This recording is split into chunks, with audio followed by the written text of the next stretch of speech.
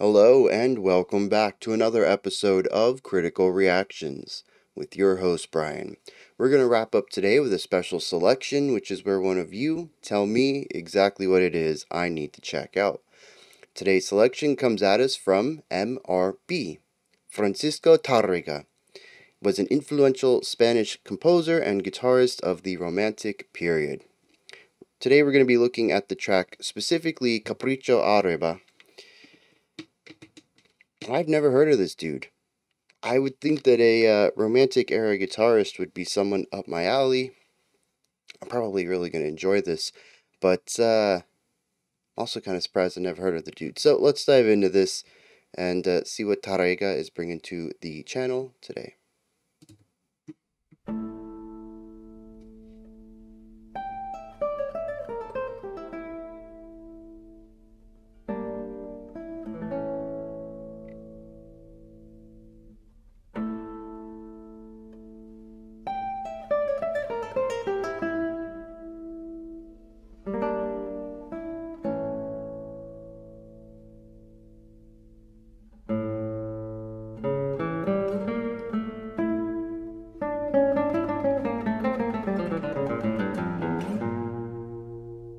A little lift there.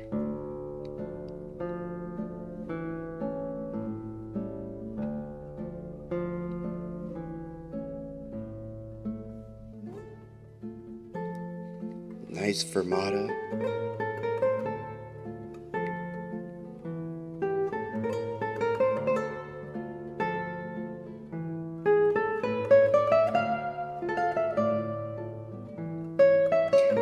I like the lightness of the delivery mixed with a little bit of melancholy in the music. It's very bittersweet.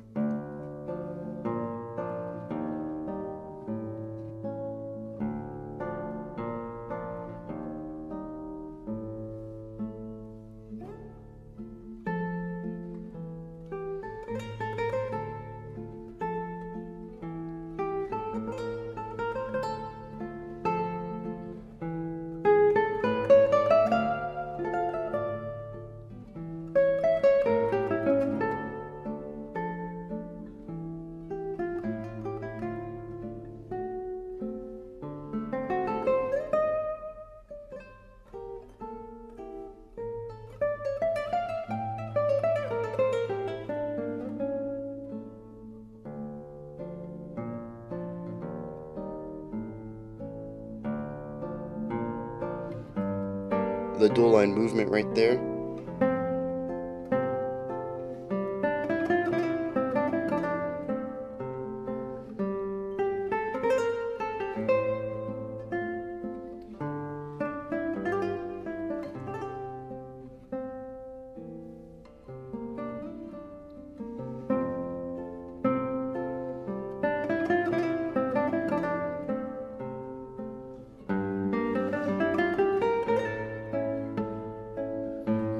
I love the way that he feels out the time of this song.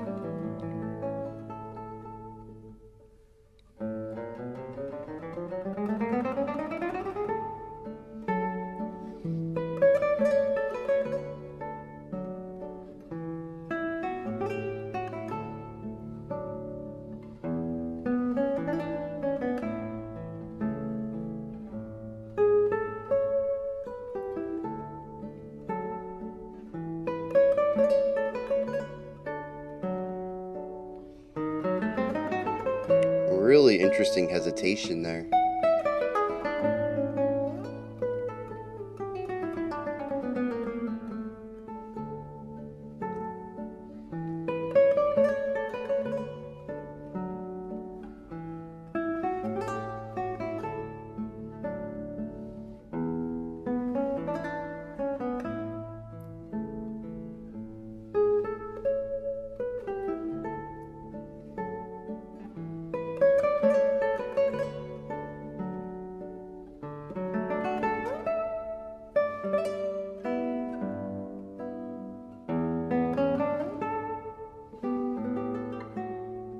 It's really interesting the ways that the foundational bass line ends up working its way into the melody. I think it's very neat.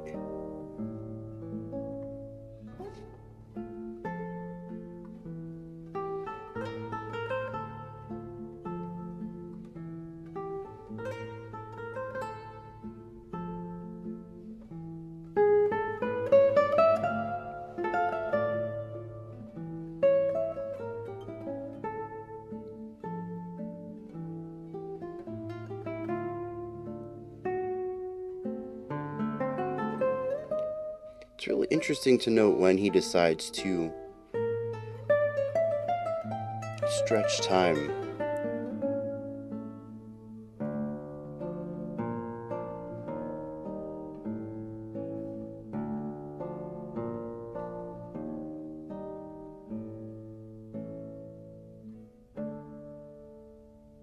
Yeah, just gorgeous way to end that. Oh,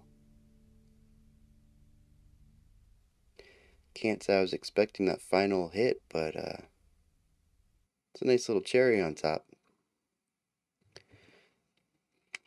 So yeah, I was talking about looking at when he decides to stretch out time, and I think it's really important to note that there are two main moments when he decides to enter sort of free time, or how I view it is implementing a fermata, which is just an expansion of time. We're going to stay on this note, on this beat, or maybe these two beats, for a longer time than those beats are supposed to be, dictated by the tempo.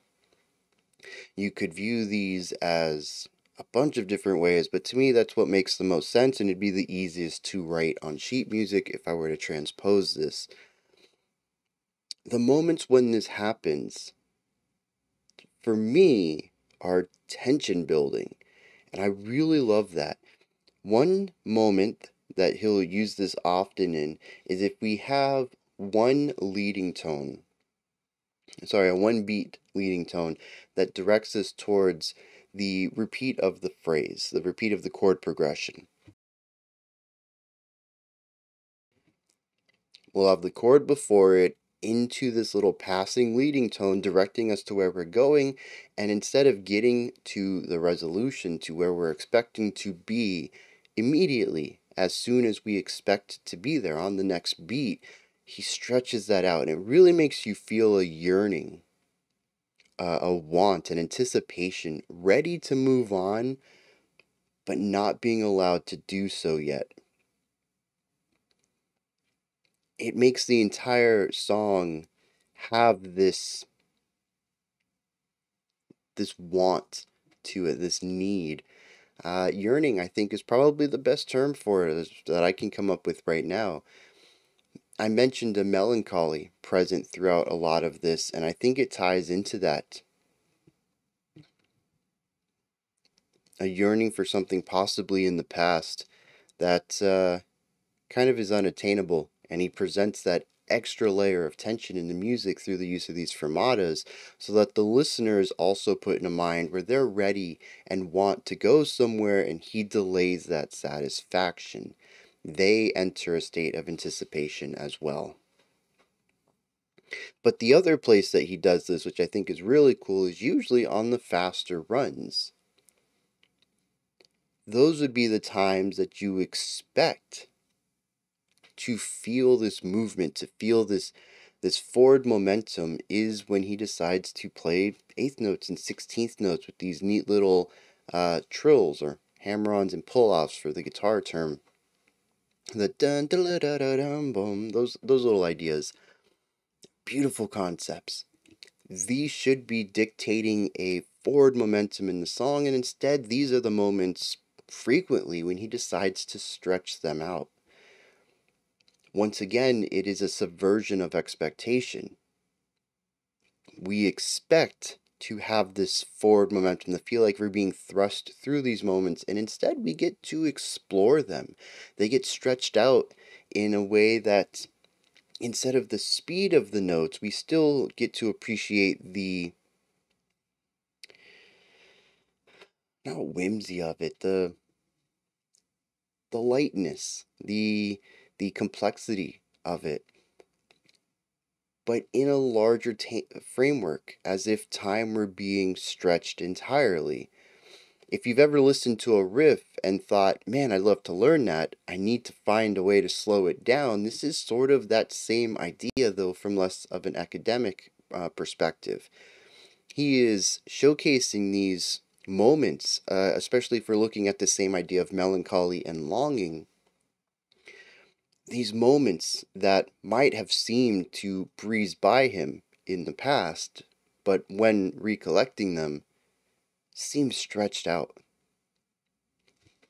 Really getting to dig into the details of them through his memory. And I have no idea if that's what the song is about. It's about, yearning for the past and stuff. I probably should translate this real quick and see what this means, but that's sort of the vibe I got out of this track. Oh, well, I don't think that worked. Translated from Spanish, it's Arab whim. I mean, that's possible. That does not line up with anything I was expecting, though, or anything that I've been leaning into with my journey through this piece.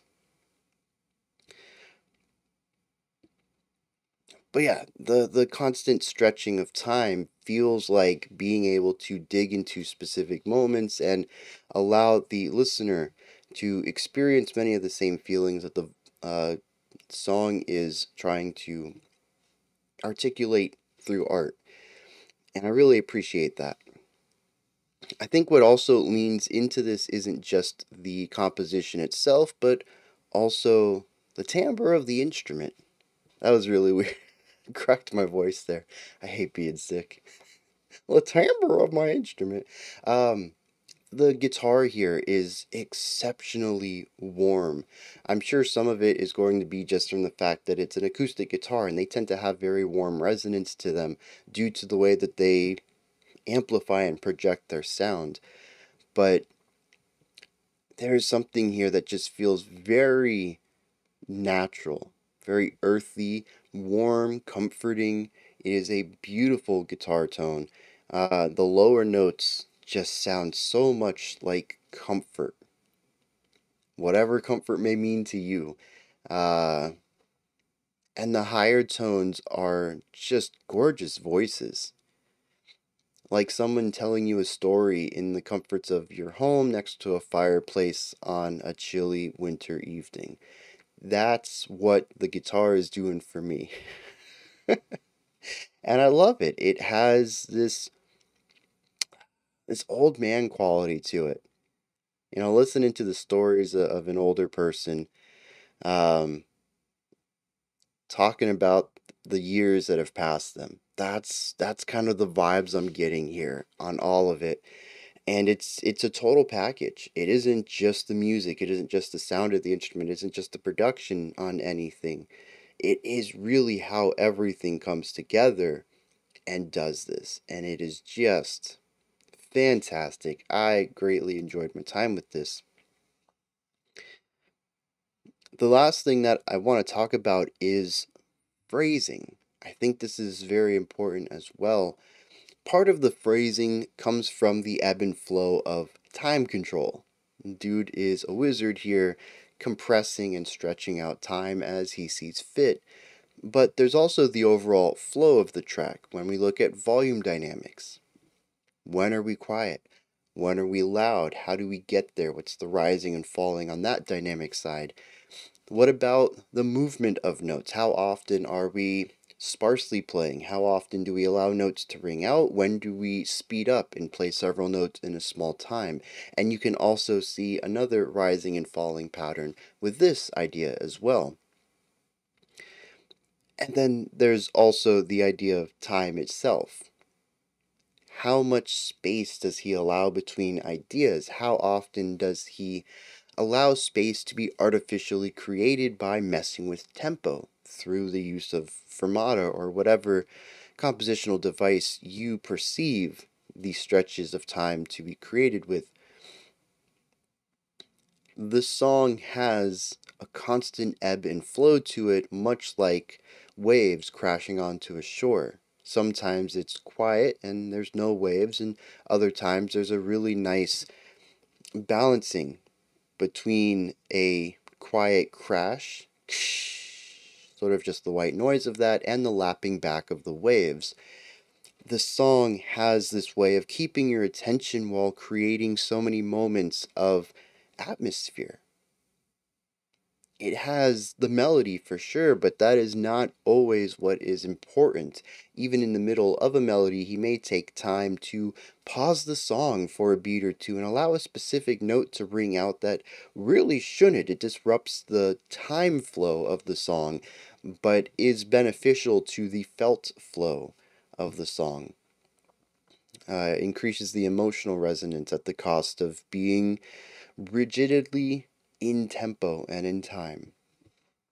And he just has a knack for knowing across several axes when to expand in one direction of a dynamic and when to pull it back a little bit, and how these different dynamic elements work in tandem with each other to create a song that feels, to me, very human.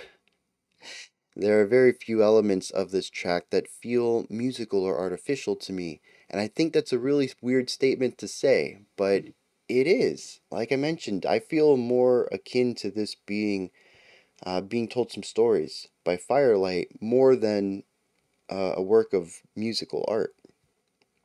And I think a lot of that comes from the way that he makes the instrument breathe, the way that he phrases things, the rises and falls of pitch, of timbre, not of timbre, of intonation, not what is the word I want? Inflection, the way that you play things. Volume, the swells. It feels conversational in so many ways. And he really finds a way to make his guitar speak. And I love that. I know I said that was the last thing, but this is the actual last thing, because I don't know if I'm going to have anything else to bring up here.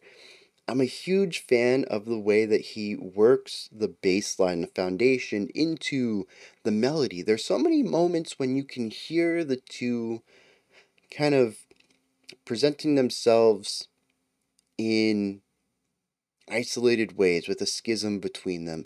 Maybe he'll play a couple of bass lines on the lowest string, and then while the bass tone resonates, he allows that last note to ring out, then he'll play the melody on top of that. Other times you might get one bass note and then the melody, and then 2 beats later you get another bass tone, and you can feel through the bass work the chord progression. But the way that he incorporates this when he chooses to add a bass note into the piece in an interesting way complements the melodic phrase.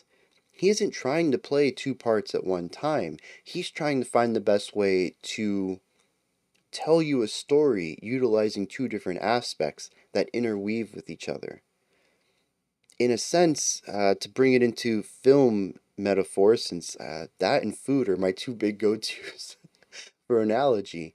If you've ever watched a film that showcases multiple timelines, maybe past and present simultaneously, so that at the end you get a nice idea of the bigger picture, that's sort of what this feels like. And I think it's interesting bringing time up when I've already spoken about this melancholic longing for the past and memory as a strong component of how I understood the song. But I guess that works together rather well. You can certainly transpose the melody and the bass separately into two different lines, two different staves, two different instruments entirely if you would like. But I think a lot of what makes this song feel so cohesive and warm is the ways that they interlink. Yeah, you might get a bass note every other beat, and that might direct you through the chord progression, but it's also syncopated against what the melody is doing, and it acts as a key note in the melody. You can listen to them simultaneously instead of as two separate instruments and get a completely different feel and understanding of the track than if you listen to them separately, but they work separately as well. And I love the way that that he brings them together. It is just really gorgeous writing from top to bottom. I'm very glad this got brought to my attention, and I'm gonna have to dig more into this dude, because that was wonderful. Those are my thoughts on Francisco Tárrega. Tárrega. It took me 9 tries to get the opening right, and it was still very jerky. It was not a very smooth intro to this video, and it's because I wanted to get the pronunciations on these right. The song is Capricho árabe. Lovely track, love this. I'm gonna have to look more into Francisco's works. Anyways, those are my thoughts on this. Let me know yours down in the comment section. Give me your perspectives, opinions, any of that. You have things to add, things to detract, you think I was wrong about something, you got your own interpretation, put all that stuff down there. Above the comment section in the description box, you'll find a link to Linktree. It takes you here. You can find links to my music, ways to support the channel, a link to the Discord server, and so much more. Above that, if you could, like, subscribe, and ring the bell, I greatly appreciate all 3 of those. Alright, that wraps it up for today. We will be back tomorrow, continuing on with our exploration of favorite EPs, and we'll check out another special selection. Until next time, remember to be critical, not cynical, of the music you listen to, and have a fantastic morning, afternoon, or evening whenever you choose to watch my videos.